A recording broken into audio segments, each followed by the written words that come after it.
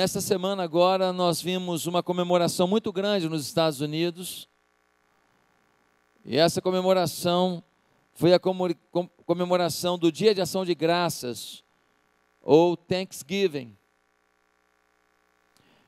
Isso começou no Reino Unido, porque as pessoas, depois de uma colheita, elas tinham uma festa com uma grande refeição, como gratidão pela colheita bem-sucedida.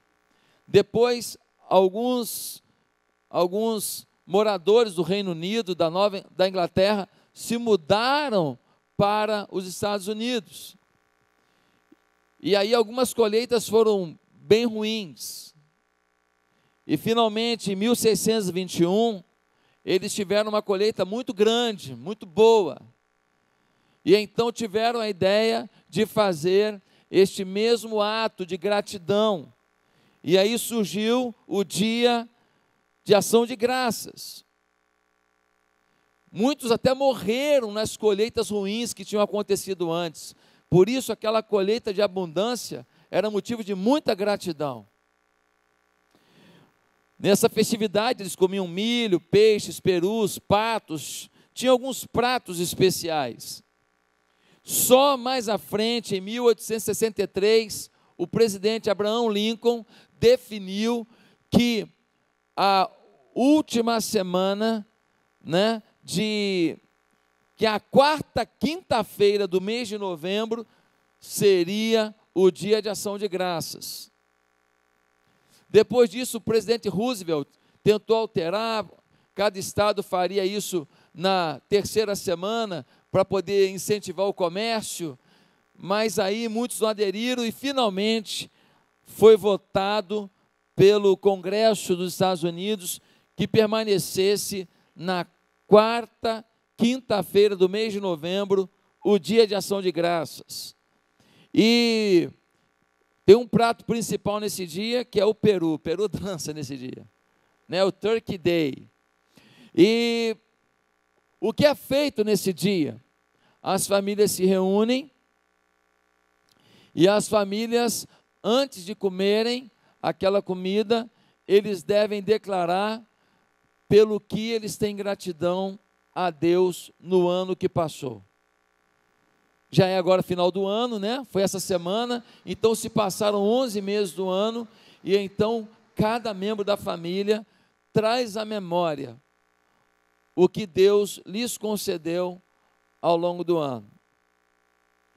Agora, o que é interessante é que nós temos, acompanhando o Thanksgiving, uma celebração chamada Black Friday. Essa sexta-feira negra, ela se originou por ser um feriado de Thanksgiving, então muita gente aproveitava essa sexta-feira para ir fazer suas compras natalinas, já que era um feriado, era um dia que não se trabalhava e muita gente procurava comprar as coisas para o Natal. E então, isto começou a motivar o comércio a criar promoções, e aí surgiu, acompanhando o Thanksgiving, o Black Friday, um grande dia de promoção. Nos Estados Unidos, tem gente que vai de madrugada para a fila, principalmente em loja de eletrônico, televisão, computador, celular, vai de madrugada para pegar os melhores produtos, os produtos mais baratos. E é um dia de queima e de venda incrível nos Estados Unidos. Agora, deixa eu te perguntar uma coisa. Você viu Black Friday aqui no Brasil também? Sim? Você viu? Pelo menos o slogan. O preço não, Era 50% do dobro, não é? Mas teve Black Friday, não teve? Um monte de propaganda na televisão falando de Black Friday, sim ou não? Pois é. O título da mensagem de hoje é: preferiram a Black Friday. Os Estados Unidos têm uma comemoração muito mais forte, muito mais poderosa, muito mais incrível, que é o Dia de Ação de Graças. Nosso povo não pegou esta comemoração, mas pegou a parte comercial, pegou a parte promocional, a parte financeira do evento. Isso me assusta, porque isso revela a saga do comércio. Sim, a vontade de vender, mas revela mais que isso. Revela a nossa inconsciência diante das bênçãos recebidas. Demonstra a nossa ingratidão diante das benesses recebidas. Porque se tem um evento que trabalha principalmente a família ao redor da mesa, falando do que Deus deu, a gente só se preocupou com o que o comércio pode financiar, facilitar a venda, fazer promoção. Queridos, a natureza humana é ingrata. No jardim do Éden tinham centenas de frutas. Centenas. O ser humano, ao invés de agradecer pelas centenas de frutas, quis comer o fruto proibido. Não era suficiente o que Deus deu, queria provar do que Deus proibiu. Jesus foi vítima da ingratidão. E eu quero ler um texto da Bíblia que mostra um desses momentos de ingratidão, para que a gente possa extrair daqui algumas lições para a nossa vida hoje. Abra sua Bíblia em Lucas 17. Lucas 17.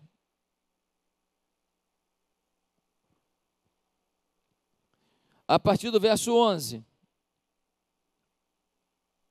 Lucas 17, a partir do verso 11 até o verso 19.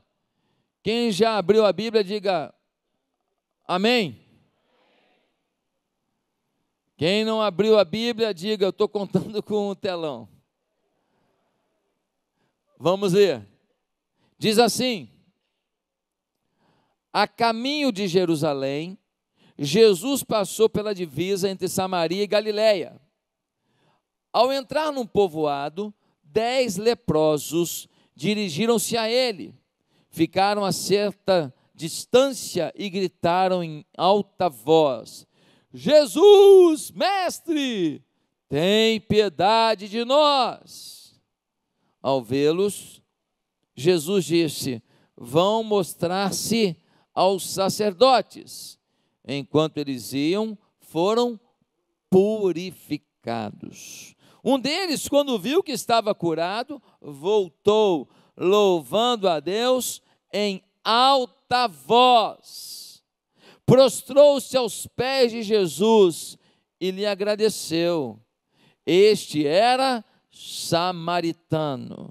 Jesus perguntou: não foram purificados todos os 10? Onde estão os outros 9? Não se achou nenhum que voltasse e desse louvor a Deus, a não ser esse estrangeiro. Então ele lhe disse: levante-se e vá, a sua fé o salvou. Queridos, 10 homens leprosos. Deixa eu te explicar a realidade do leproso. A lepra era uma doença sem cura no tempo de Jesus. Aquelas chagas iam tomando o corpo e de repente um dedo cai. E de repente um pedaço do braço cai. Uma orelha cai. Um olho estraga. Uma doença terrível que ia dilacerando, estragando, apodrecendo o ser humano. Essas pessoas eram expulsas da cidade. E quando a gente lê no Levítico, a gente vê a regra. A regra é a seguinte: quando alguém fosse chegar perto de um leproso, ele tinha que gritar em alta voz, a 100 metros da pessoa: impuro, impuro, impuro, eu sou impuro.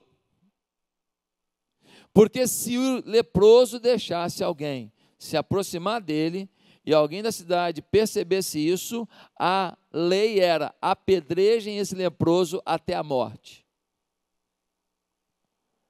Essas pessoas eram retiradas da cidade, e aí um leproso sai da cidade, encontra com outro.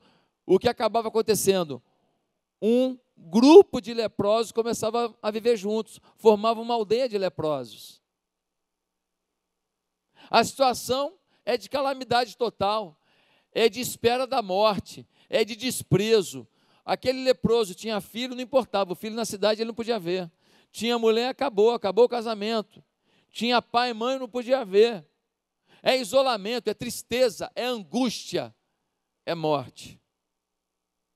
No entanto, algumas pessoas não estavam realmente com lepra. Às vezes, era uma irritação da pele. Às vezes, um tipo de micose. Então, a pessoa, ela depois de um tempo, verificava que a pele melhorou. Então, ela poderia ir ao sacerdote, porque não tinha UPA, não tinha Lourenço Jorge. Ela ia no sacerdote e falava: ó, eu estou curado. Sacerdote: amigo, tu está 100 metros de mim, se tu aproximar aqui e não tiver curado, vai ficar ruim. Não, eu estou curado. A pessoa aproximava, olhou, está curado, porque não foi lepra, foi outro tipo de coisa que parecia lepra. Então, o que a pessoa tinha que fazer? Era raspado todo o pelo do corpo, ele tomava banho com uma série de coisas especiais, de purificação do corpo, iam na casa dele, queimavam as paredes da casa toda, jogavam fogo nas paredes para queimar todo tipo de resquício lá, de bactéria, de qualquer organismo que lembrasse a doença, pegava as roupas dele, tudo que envolve ele, queimava tudo fora da cidade. E aí ele poderia ser reintegrado à sociedade. O que está acontecendo aqui? 10 leprosos, eles começam a andar juntos. E eles começam a ouvir que tem um homem que cura, que faz milagres. Um homem que ressuscita morto, que faz cego ver, que faz surdo ouvir, que faz paralítico andar. E eles começam a ouvir, e um deles identifica: é o Jesus que está vindo lá. Mas eles não podem ir pertinho, tem que ficar 100 metros. Então Jesus a 100 metros, eles falam: ei Jesus, por favor, tem misericórdia da gente, cura a gente. Jesus entende o quê? São leprosos, por isso que não chegaram perto. E ele diz: vão vos apresentar aos sacerdotes. Eles começam a ir. Enquanto eles estão indo para se apresentarem ao sacerdote, o que acontece? As chagas começam a fechar, começam a cicatrizar. A pele avermelhada, roxeada, ela começa a ficar da cor natural. E de repente as suas chagas vão sendo completamente sanadas.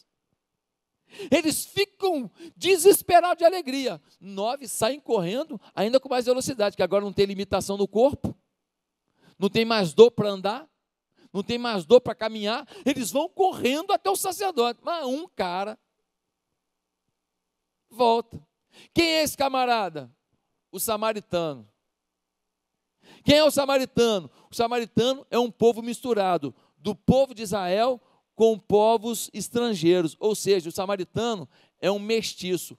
O povo de Israel despreza o samaritano, mas na hora da dor, na hora da lepra, até samaritano e judeu anda junto. Na hora do sofrimento é que a gente às vezes descobre que aquele que é diferente da gente é a maior amizade, o maior carinho que a gente podia ter. E aí, esse samaritano volta, se prostra aos pés de Jesus e fala: muito obrigado, muito obrigado, muito obrigado, eu estou curado. Jesus faz uma pergunta interessante: não foram 10 os curados? Ou será que eu falhei em alguém aí? Não foram 10?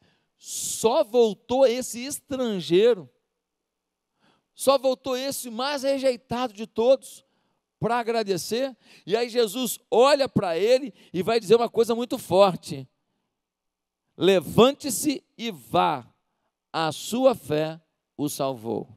Meus amados e queridos irmãos, que coisa tremenda.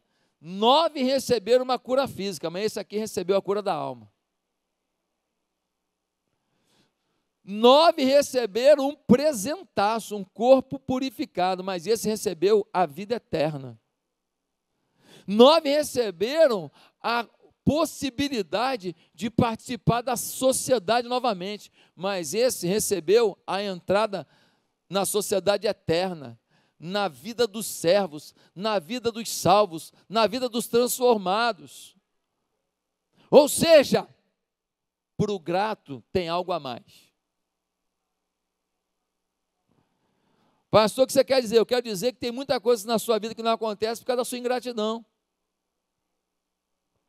Eu quero dizer que tem muita coisa que não acontece na nossa vida porque a gente não tem um coração grato a quem pavimentou a história da nossa vitória, a quem pavimentou a história do que a gente é, a quem pavimentou a história do que a gente conquistou. A gente, às vezes, não tem thanksgiving, não tem um ato de gratidão, nem a Deus e nem ao próximo. E é por isso que muita coisa a gente acaba deixando de lado, quando na verdade era promessa de Deus para a nossa vida. Quais são os reflexos da ingratidão? Esse texto nos apresenta 3 reflexos muito importantes. Primeiro, a ingratidão tem memória curta. Os caras acabaram de ouvir Jesus falando, vocês podem ir lá no sacerdote. Mas na hora que eles estão curados, eles só lembram de ir para o sacerdote. Quem mandou, eles esquecem. Os 9 ingratos nem lembravam mais quem os curou, para voltar e falar pelo menos, muito obrigado. Os 9 ingratos não entenderam que mais importante do que ir se reintegrar à sociedade era demonstrar gratidão por quem lhes possibilitou isso. O único leproso grato procurou saber onde Jesus estava, porque Jesus estava andando, ele voltou e procurou e achou. Queridos, a pessoa ingrata não se lembra do que lhe foi feito ontem. Sua mente é bloqueada para as lembranças do que recebeu, mas para o que acontece de ruim, se lembra todos os dias, por anos e anos. O ingrato lembra de uma falha sua, de uma frase sua, por anos, mas não lembra um gesto que você fez ontem de bom. É como se você tivesse uma dívida com ele, e tudo que você fizesse de bom fosse pouco, perto de um ato que ele achou que foi ruim, ou que realmente foi ruim. A mente da pessoa ingrata só pensa em si mesma, só quer mais. Já a pessoa grata se lembra mesmo que a própria pessoa que o ajudou se esqueça do bem que fez.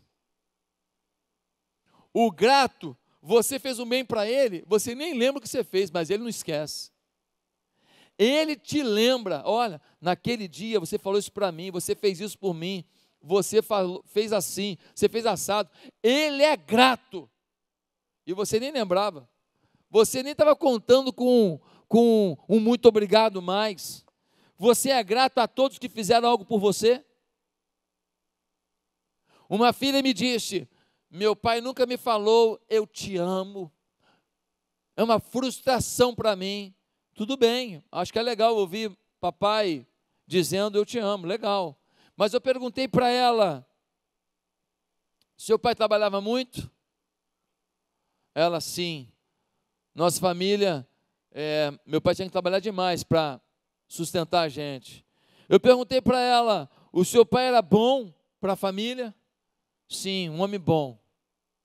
Eu perguntei, o seu pai era um homem honrado? Sim. Eu falei, o seu pai levou você para a igreja para conhecer o evangelho? Sim, levou. Perguntei se a família do pai dela era uma família muito simples e de pouca afetividade.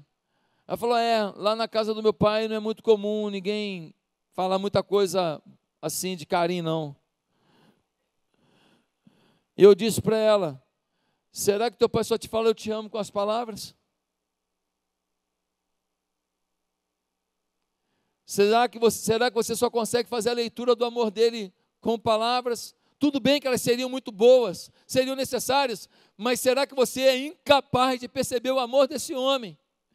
Nos seus gestos, nas suas atitudes, no seu esforço, na sua dedicação? Será que você tem que cobrar dele algo a mais, diante de tudo que ele tentou dar, lutando para dar, sofrendo para dar? Às vezes nós somos esquecidos demais sobre o que as pessoas fizeram, só lembramos do que não fizeram. Sabe o nome disso? Ingratidão. Bom dia, ingrato. William Shakespeare disse: ter um filho ingrato é mais doloroso do que a mordida de uma serpente. Quantos aqui têm sido ingratos com seus pais? Muitos aqui vivem numa vida muito legal, muito bacana. Você consegue comer em restaurante, você consegue fazer passeios. O que você já proporcionou de diferente aos seus pais? Não, minha mãe é muito simples, mora lá num cantinho de Magé lá, bem pobrezinho lá, e minha mãe é assim mesmo, tal, tá aí. E quando que ela vai provar de alguma coisa para saber que existe algo diferente? Ah, minha mãe não quer sair de lá não, minha mãe só fica lá, porque meus irmãos moram pertinho, e eles ficam ali, e o que eles fazem é, final de semana, eles cozinham batata doce e tomam com café. Cuidado, a ingratidão pode matar qualquer sentimento, por mais forte que seja. A ingratidão é um veneno contra os sentimentos mais nobres. A dor da ingratidão é medida pela intensidade que você ama quem a praticou. Quanto mais você ama uma pessoa, mais a sua ingratidão lhe dói, sim ou não?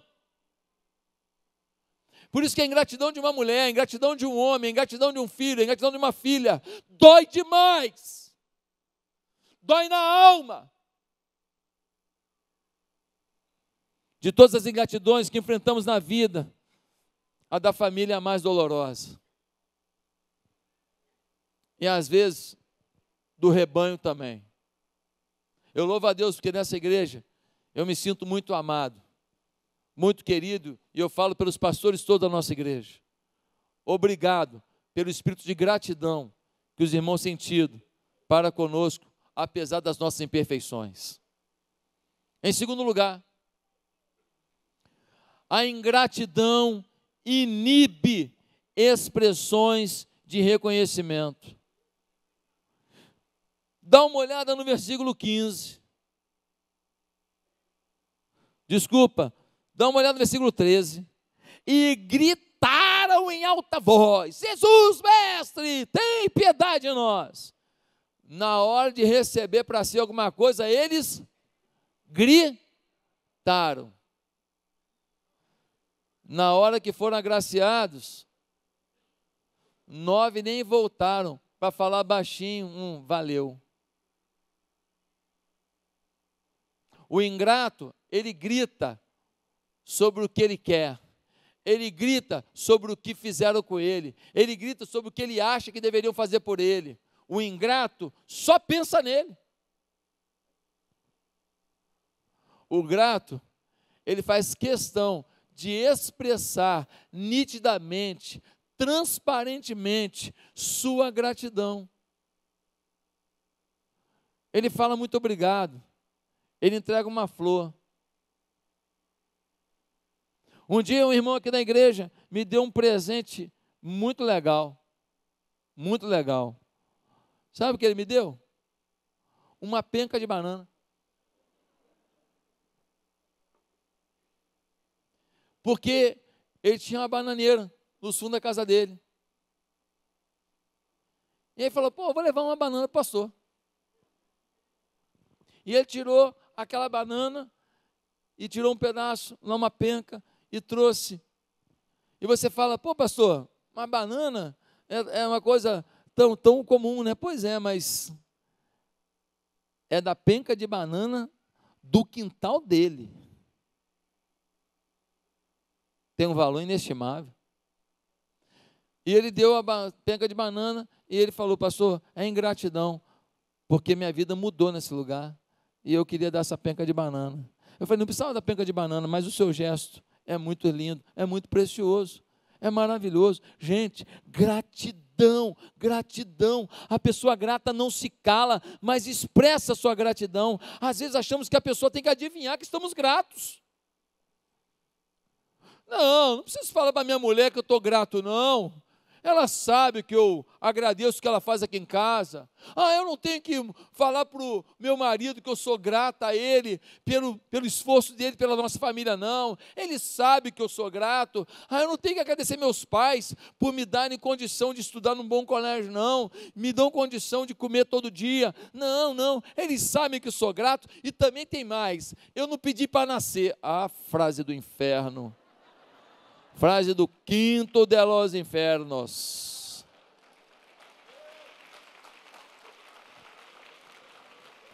Você não pediu para nascer, e nem seu pai pediu para nascer um ingrato.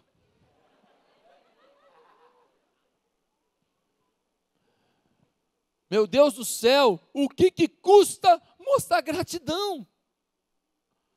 Gratidão por alguém que te recebe na recepção, gratidão por alguém que te recebe no estacionamento, gratidão por alguém que entrega uma cesta básica, gratidão por alguém que dirige a sua célula, gratidão por alguém que está fazendo alguma coisa, pequena que seja, para promover bem-estar nesse lugar. Gratidão, gratidão. Nós estamos chegando, hoje nós estamos no primeiro dia do último mês do ano. Tem pendência de ingratidão para ser resolvida na sua vida? Sim ou não? Uma pessoa te indicou para um trabalho, você conseguiu um emprego,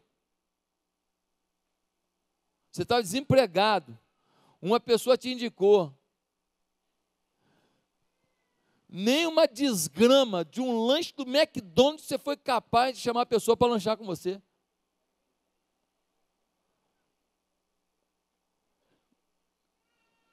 Meu Deus do céu, no McDonald's tudo bem, não é para ir mesmo não, mas no hambúrguer aqui da igreja, o VIP, o top, o melhor do universo, você nunca pagou um VIP para o cara aqui? Gente, a pessoa morrer sem comer um hambúrguer VIP aqui, não viveu. Não viveu. Como é que vai dizer? Não, eu passei pela vida e não comi um VIP aqui na hamburgueria da igreja. Está doido, você perdeu a vida. Gente, nós precisamos demonstrar gratidão. Uma mulher me disse assim: o meu casamento não dá mais. E eu sabia, presta atenção aqui, eu sabia que a vida do marido dela com ela tinha sido de muito carinho da parte dele. Eu sabia que esse marido tinha ajudado muito, mas muito, pessoas da família. E eu falei para aquela pessoa, puxa vida, mas se ele está falhando tanto assim agora, não quer dizer que ele já não tenha muito crédito também. Lembra quando ele ajudou sua mãe com câncer? Lembra quando ele ajudou seu pai que estava doente também? Lembra o esforço que ele fez? Lembra que ele pegava sua mãe e levava lá no tratamento, na quimioterapia? Depois ele voltava que nem um louco para o trabalho dele. Lembra? Lembro. Pois é. Você só está lembrando do que ele não está fazendo hoje, mas não está lembrando do que ele fez. Se você tivesse falado para ele, muito obrigado, muito obrigado, muito obrigado, você teria armazenado as lembranças, e elas ficariam gravadas, arquivadas, e elas seriam crenças da sua vida. Meu marido é um homem bom. Mas quando a gente não verbaliza, a gente não expressa a nossa gratidão pela bondade dos outros, a gente não arquiva na memória fundamental, na memória principal, essas informações de gratidão. E aí, no dia que vem um momento ruim, E a gente fala, que droga, você não fez, você não fez, você não fez. Aí a gente arquiva as decepções. E aí nessa memória principal, que a gente consulta para tomar os nossos vereditos, tem um monte de informação ruim e não tem informação boa, porque faltou verbalização da gratidão, mas não faltou verbalização da chateação. Quem está me entendendo? Quando eu expresso gratidão, eu arquivo, eu boto no outdoor do meu coração essas informações, e isso é muito lindo, muito lindo. Mas em terceiro e último lugar, a ingratidão limita a percepção da realidade. Pastor, a ingratidão limita a percepção da realidade, sim. Dá uma olhada só, 10 leprosos, Senhor, tem misericórdia de nós, vão até os sacerdotes, 9 foram em frente, depois de curados, não perceberam que havia uma realidade muito mais poderosa diante deles, do que apenas a cura física. Bateu cegueira, não enxergaram que, na verdade, eles estavam diante do Filho de Deus, daquele que pode tudo, em todo tempo, na vida de todos. Eles só perceberam que o corpo estava curado e quiseram correr para o sacerdote para poder tomar logo um banho, raspar logo os pelos do corpo e voltar para a sociedade e falar, estou curado em toda a área. Eles não entenderam que mais importante que isso era voltar a quem estava diante deles, que havia concedido aquilo e que poderia conceder muito mais. Queridos, a pessoa ingrata não consegue perceber o que recebe de bom, só percebe o que é ruim, mas a pessoa ingrata também não consegue perceber a realidade dos fatos, não consegue perceber a realidade das pessoas, quem são as pessoas de verdade. Ela pega e julga as pessoas pela decepção, e não pelo que elas realmente são, pelo histórico delas. Elas pegam uma decepção e trabalham todo um julgamento sobre quem elas querem, em função da decepção. É como se a decepção fosse essa massa ruim e eles moldam um boneco novo, só de massa ruim, só de massa cancerígena. Ah, queridos, os 9 leprosos ingratos não perceberam que mais que a cura, eles poderiam receber a vida eterna, a paz eterna. Eles estavam diante do príncipe da paz. Eles estavam diante do maravilhoso conselheiro, do Deus forte, do Pai da eternidade. Eles estavam diante daquele que está sobre todo o nome. Eles estavam diante daquele que tem todo o poder. Eles estavam diante do amor personificado, o Filho de Deus, que se entregaria na cruz pelos seus pecados. Ah, meus amados e queridos irmãos, a ingratidão cega. Nem sempre estamos vendo as dificuldades que as pessoas tiveram para nos dar o pouco que conseguiram. Nem sempre conseguimos compreender os caminhos pelos quais os nossos pais passaram para nos dar aquilo que a gente acha ainda tão pouco. Nem sempre a gente consegue compreender a dor que alguns têm que lidar, ainda que estejam gerando na gente algum tipo de dor que não gostariam de proporcionar. A ingratidão é uma cegueira do mal. A ingratidão é uma ausência de amor.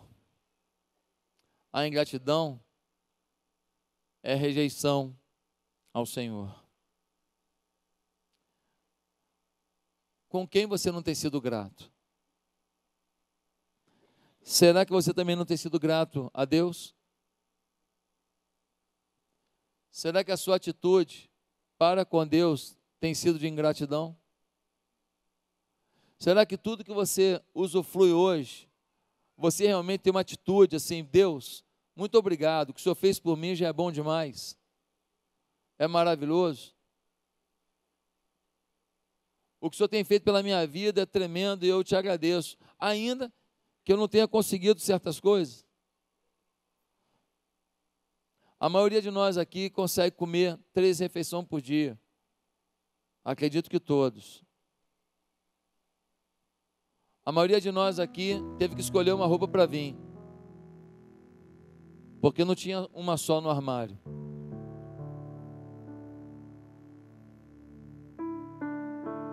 A maioria de nós pode sonhar com um dia melhor, porque a gente tem algum tipo de oportunidade que a gente fala, pô, isso aqui pode dar certo e melhorar minha vida.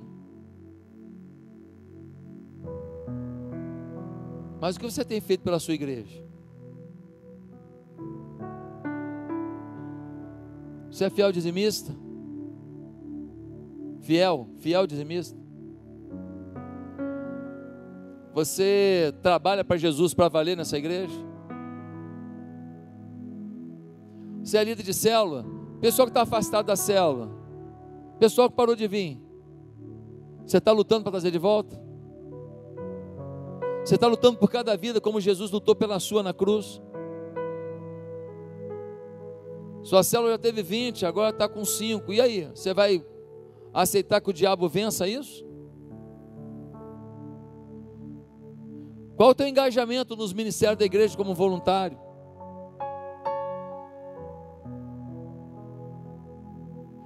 Domingo passado a gente fez um almoço aqui para a creche. Por que você não foi?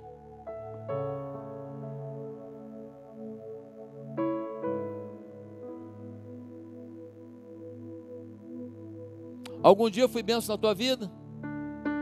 Ainda que a gente não conviva no dia a dia, porque nem Jesus convivia com todo mundo o tempo inteiro, ele estava circunscrito a um corpo só.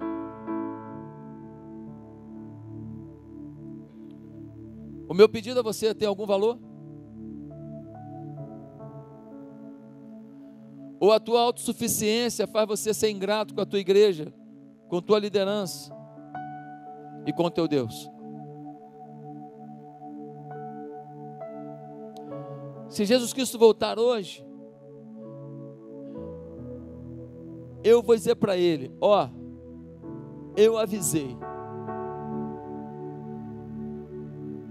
Eu errei um monte de coisa, mas eu avisei. O Senhor não espera de você menos do que o teu melhor.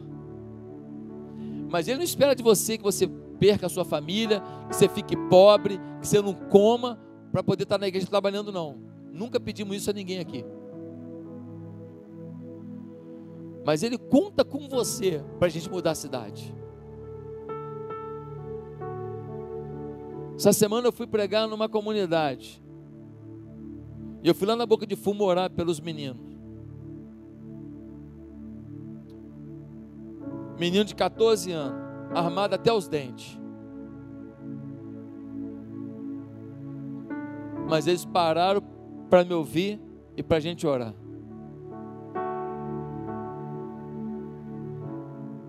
Botaram o fuzil no chão, pegaram as armas e esconderam um pouquinho, para ouvir que Jesus Cristo os ama e que eles não precisam seguir uma vida errada não, que eles podem mudar de vida. Sabe que às vezes quem está na bandidagem ouve mais o pastor do que quem está dentro? Sabe que às vezes aqueles que cometem crimes e que podem tirar minha vida numa esquina estão sedentos, mais sedentos por uma orientação do que quem está dentro da igreja e que está usufruindo das benesses do Senhor. Bem, nós estamos chegando ao último mês do ano, mês de organizar a vida, mês de repensar a postura, mês de procurar a quem você precisa pedir perdão, mês de procurar a quem você deve satisfação, mês de se envolver com a sua célula. Se você está sem célula, por favor, você pode atender o meu pedido? que ninguém aqui fique fora de uma célula, porque você merece ser cuidado, e fora da célula, você pode sumir da igreja e ninguém nem saber. Pastor, mas eu estava na célula e também não me ligaram. A célula pode errar, mas fora da célula o erro é certo.